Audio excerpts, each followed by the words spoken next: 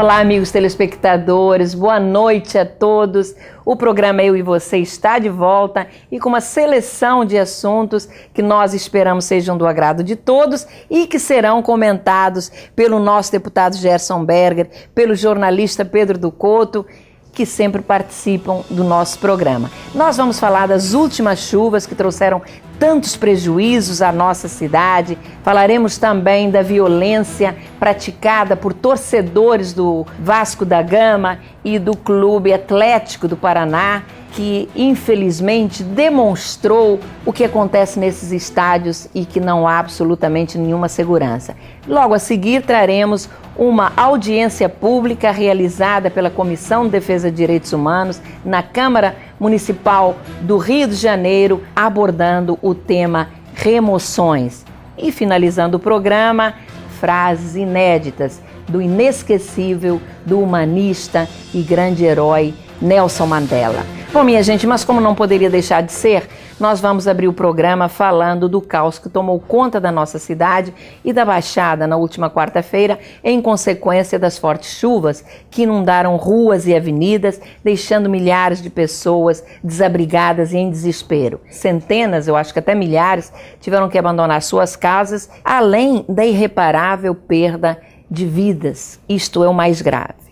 Dois fatos me chocaram especialmente. O primeiro e mais grave é a constatação do despreparo e da negligência de nossos administradores acostumados à repetição da mesma situação. Nós todos sabemos que todo ano acontece o mesmo, a chegada das fortes chuvas de verão, e nada se faz para diminuir suas trágicas consequências. Em especial, as pessoas menos favorecidas, que sempre são as mais atingidas. A permanente limpeza de ralos, bueiros e galerias evitariam boa parte dos problemas provocados pelas chuvas. Vemos a irresponsabilidade do nosso prefeito, que eu chamo de prefeito demolidor, que muito se preocupa em destruir, como fez com a perimetral. Inaugurou a via binário como alternativa ao trânsito, mas esqueceu-se do mais importante: concluir o sistema de drenagem, e por esta razão a via ficou totalmente alagada, transformando num verdadeiro inferno a vida de cidadãos que tentavam chegar ao trabalho. Vejam, a via binário foi inaugurada agora, no mês passado, e o prefeito sabia dos riscos da chegada das chuvas de verão, que, diga-se de passagem, desta vez foram amplamente anunciadas pelos institutos de meteorologia. A Zona Norte viveu um caos total. A Avenida Brasil ficou totalmente alagada e os motoristas e ocupantes de veículos retidos no trânsito acabaram sendo alvo fácil de bandidos que assaltavam seus carros e levavam seus pertences. Já imaginaram, Gerson e Pedro, o terror vivido por estas pessoas? Tereza, eu quando tinha 5 anos de idade, morava ali perto da Praça da Bandeira, e aquilo, quando chovia, ficava cheio, alagado, nem passava nenhum trânsito, era uma coisa terrível. Até hoje, continua, toda vez que chove, é um caos aqui na região. Outra coisa que eu não esqueço também, porque há 20 anos atrás vivia a mesma situação quando me deslocava da minha clínica na Penha para a Zona Sul. Por mais de uma vez fui assaltado na Avenida Brasil quando ocorreu essas enchentes. O problema é que lá se vão 20 anos e tudo continua na mesma. O prefeito está preocupado com grandes obras, dinheiro, obras, para chamar a atenção, mas se esquece do dia a dia do cidadão. Coisas mínimas como a limpeza de ralos, sempre esquecida. E olha que ele tem uma secretaria somente para cuidar da conservação. Mas tem uma outra coisa que devo chamar a atenção, que é o seguinte: polícia e guarda municipal têm um medo de chuva terrível, que é um absurdo. É só cair uns pingos e a polícia e a guarda municipal desaparecem das ruas.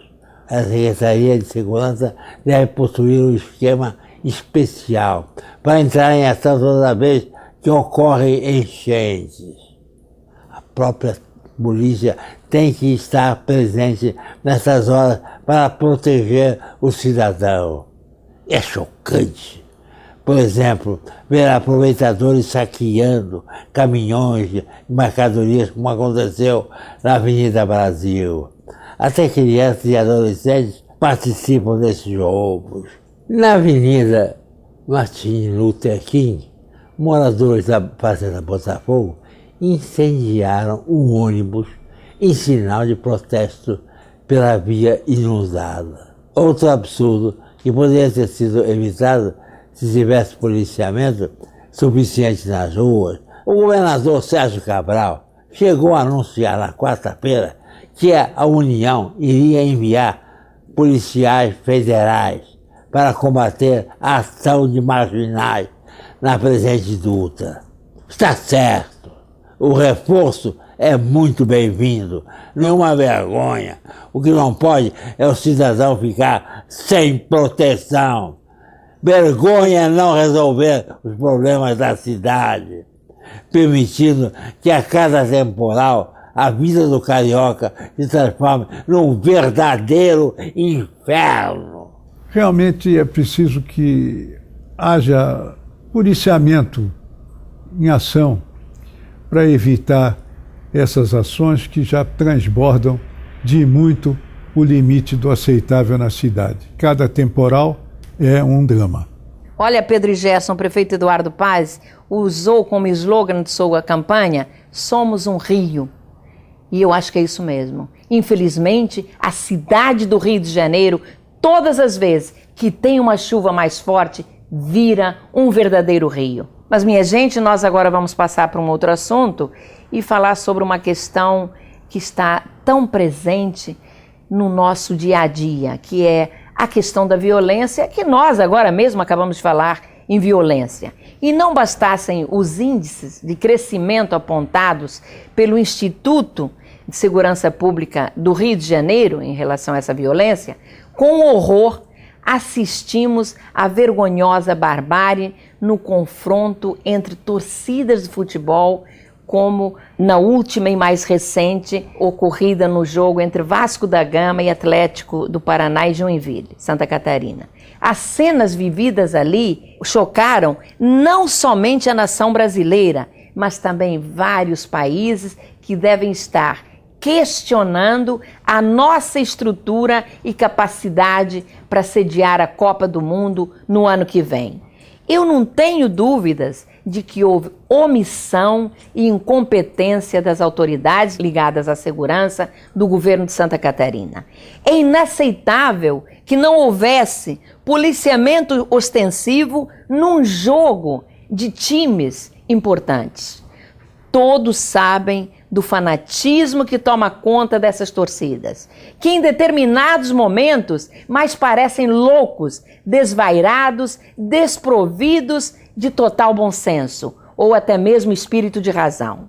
Acho que todos os envolvidos devem ser punidos no mais absoluto rigor da lei, pois as cenas que a imprensa mostrou remetem à pré-história, às cavernas, onde esses torcedores mais pareciam trogloditas, sem nenhuma civilidade e respeito ao próximo, e que agem na complacência e ausência das autoridades judiciais, policiais e desportivas, permitindo a barbárie. Que triste imagem de negatividade do futebol brasileiro passam essas torcidas, Gerson e Pedro.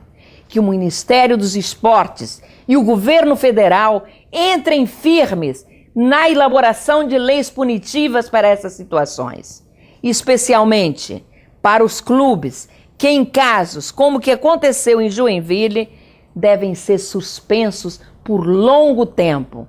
Eu gostaria de ouvir você, Gerson, e logo a seguir o Pedro, vocês que têm muito mais conhecimento do futebol do que eu. Ô Tereza, os clubes são, na maioria das vezes, os maiores responsáveis. Seus dirigentes, a CBF, e todos são culpados e têm que ser punidos exemplarmente. Se fossem responsabilizados, se preocupariam com o bom funcionamento das partidas, além de tudo, com a segurança. O policiamento que chegou muito tarde, ainda bem que chegou. Vejam bem, Tereza, são os clubes que oferecem ônibus, ingressos e até lanchinhos às torcidas, que em seu desatino cometem as maiores atrocidades. Acho que a punição para os dois clubes, Vasco da Gama e Atlético do Paraná, tem que ser rigorosa. A suspensão por um bom tempo de todas as competições se faz necessária. Voltando à questão da segurança, podemos perguntar como é possível realizar jogos de futebol, principalmente decisivos, sem a presença da polícia, sem ninguém que pudesse impedir a entrada de trogloditas, como você disse muito bem, armados, portando barras de ferro com pregos nas pontas. Que absurdo! As imagens mostraram um dos fascínoros espancando alguém caído no chão, já desacordado. Covarde! Este monstro tem que ser afastado do convívio da sociedade, assim como os demais envolvidos. E não me venham com transferência de responsabilidade como aquela apontada pela Polícia Militar de que o Ministério Público teria proibido a sua presença na arena. Se isto aconteceu, errou e deve responder por isso, e não apenas declarar que houve erro de interpretação. Fácil se justificar depois dos prejuízos causados à imagem do futebol e à nação brasileira, mostrando que a barbárie e o vandalismo ocorridos representam uma juventude distorcida e adestrada para a violência abominável. Que tristeza e que vergonha!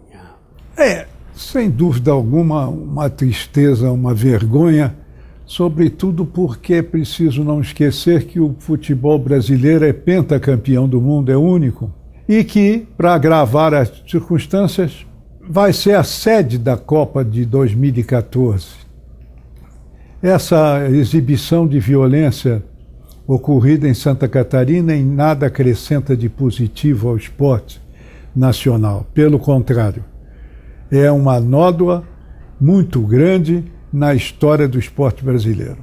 Pedro e Gerson, infelizmente a violência está presente no dia a dia de todos nós. E nós agora vamos trazer para vocês uma audiência pública realizada pela Comissão de Defesa de Direitos Humanos, que eu presido na Câmara Municipal do Rio de Janeiro, e que também não deixa de mostrar a violência praticada pelo poder público contra pessoas no momento em que elas têm que ser removidas em função de obras que estão acontecendo na cidade. Importante notar que mesmo nas hipóteses em que a lei orgânica do município autoriza a remoção em razão de risco de vida para os moradores imperioso, a existência de laudo técnico reconhecendo o fato e, além disso, a participação direta da comunidade na busca de soluções e o assentamento em localidades próximas. O mapa das remoções é claro. As populações não estão sendo apenas removidas. Há uma geopolítica da remoção que empurra os trabalhadores e as populações mais pobres da cidade para os extremos da cidade, para as periferias distantes. Nós estamos falando de cerca de 60 a 70 mil pessoas removidas.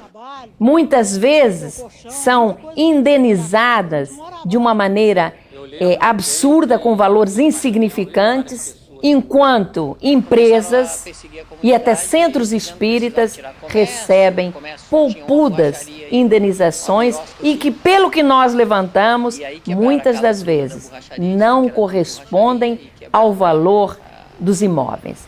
Então, nós continuamos vendo uma série de incoerências, de injustiças sociais, e foi exatamente por isto que realizamos esta audiência pública tratando do tema remoções. Vocês terão a oportunidade de ouvir participantes da audiência pública e as pessoas que são atingidas a todo momento por ações desumanas praticadas pela Prefeitura do município do Rio de Janeiro. Foi um presente de Natal que a Prefeitura deu para a comunidade. Começaram a quebrar tudo já no final do ano, já sem que a gente esperasse. É um grande prazer que eu participo dessa audiência pública, porque muitas das vezes a gente não tem voz nem vez.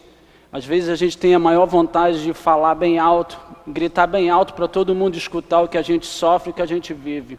Então é com grande prazer que eu represento não só a minha comunidade, mas também todos aqueles que sofrem com a remoção no Rio de Janeiro atualmente. Eu queria compartilhar com vocês que a Rocinha foi inclusa no projeto perverso do prefeito da cidade em 5 de abril de 2010.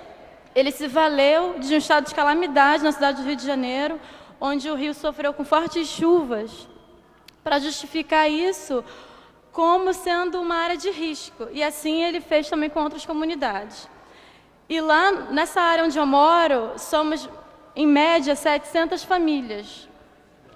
Ele mandou a SMH interditar toda essa área de forma violenta, agressiva. 2 idosos morreram, infartaram, porque não aguentaram a violência provocada pelos subordinados da SMH. Com a remoção, eu fiquei doente, fiquei em hipertensão, perdi a audição. Hoje eu não tenho audição perfeita, eu perdi até a audição, porque eu quase fui soterrada pela Prefeitura do Rio de Janeiro. Eles desabaram 2 prédios e o outro pela metade, e uma parede inteira caiu na porta da minha casa. E um dos argumentos que eu vou colocar aqui do Biacanga é o desenvolvimento econômico daquele local. É uma ampliação do aeroporto, por isso é necessária a remoção daquelas famílias de lá. Porém, não é colocado que tem projetos alternativos, inclusive uma empresa que lá colocou um projeto que as pessoas não seriam removidas e que seria construída a terceira pista, essa empresa, por acaso, não concorreu, não atendeu as exigências da licitação. Porém, por que ela não atendeu essas exigências? Porque o grande objetivo não era a terceira pista, é a remoção. Não queremos o formato de os pobres para lá, os ricos para cá, pois entendemos que as comunidades elas são portadoras da grande riqueza desta cidade.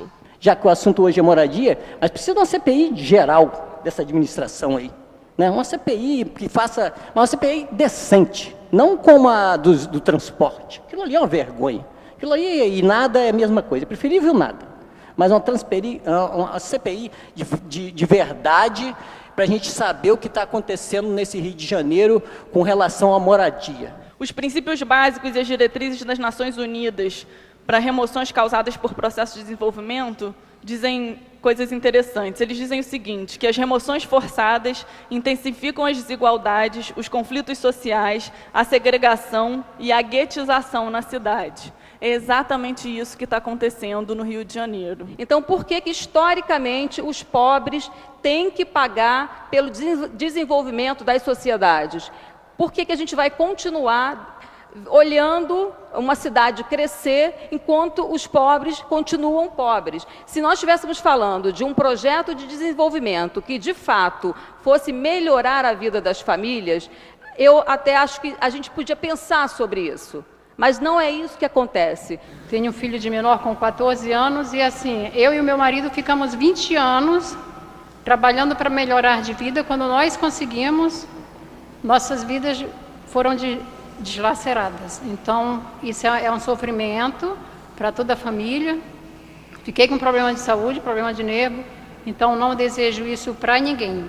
Você não consegue, ele nem consegue te receber para você poder conseguir falar o que você quer, o que você questiona, o que você quer conseguir para a sua comunidade. Nós estamos nesse local, muitas pessoas há mais de 20 anos, pagando IPTU, mas como é perto do metrô, como é perto de uma área nobre, então eles não querem saber. Então o que eles estão fazendo? Esses prédios antigos, pelo patrimônio histórico, eles dizem assim, não vamos poder demolir o prédio, não podem demolir, mas querem tirar as pessoas e querem que o projeto Minha Casa Minha Vida, para pessoas fazer sorteio na prefeitura, coisa ridícula. Nós temos que parar de uma vez por todas de sentir medo dessa gente que está aí.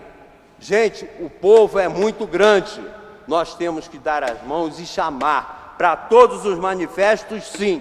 Eles não podem botar a gente para fora, tá, do nosso mundo.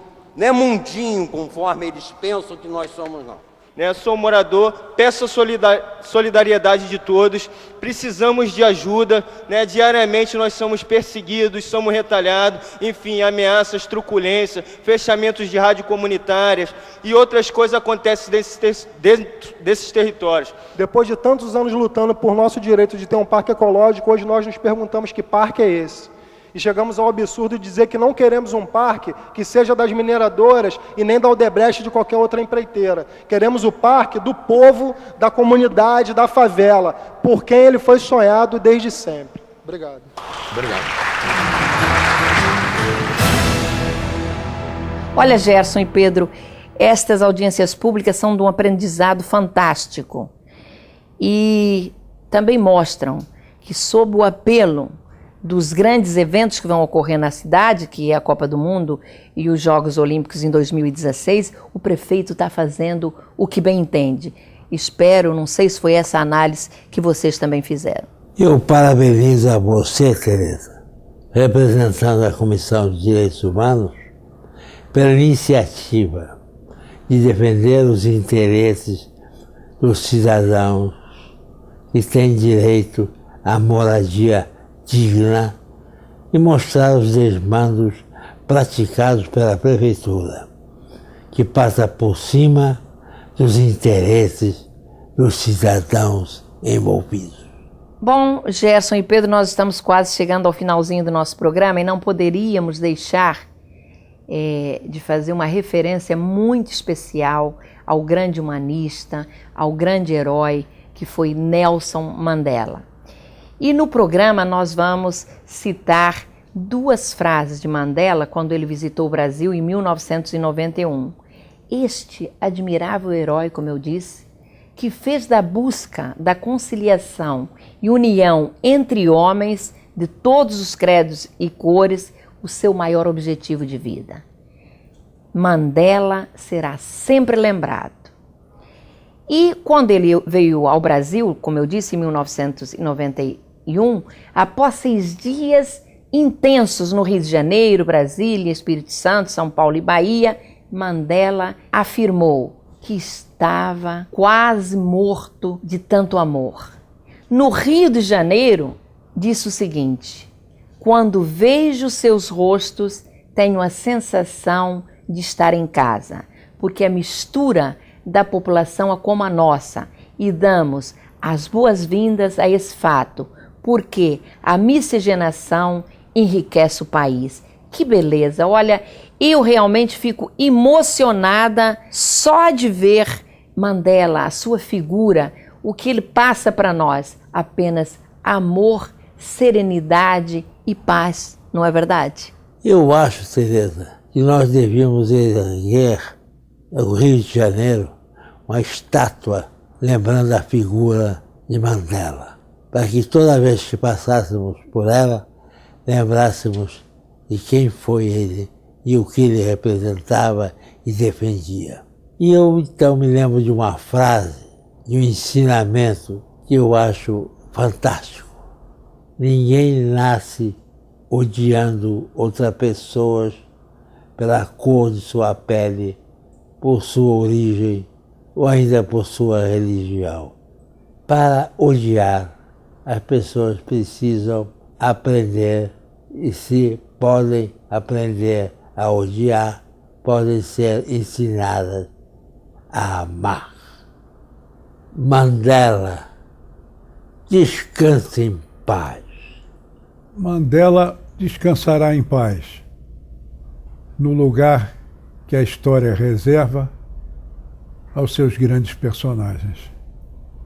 Ele é um deles. Bom, minha gente, o nosso tempo acabou. Eu agradeço mais uma vez a presença do nosso deputado Gerson Berger, do jornalista Pedro do Couto, e a você, amigo telespectador, o nosso agradecimento muito especial.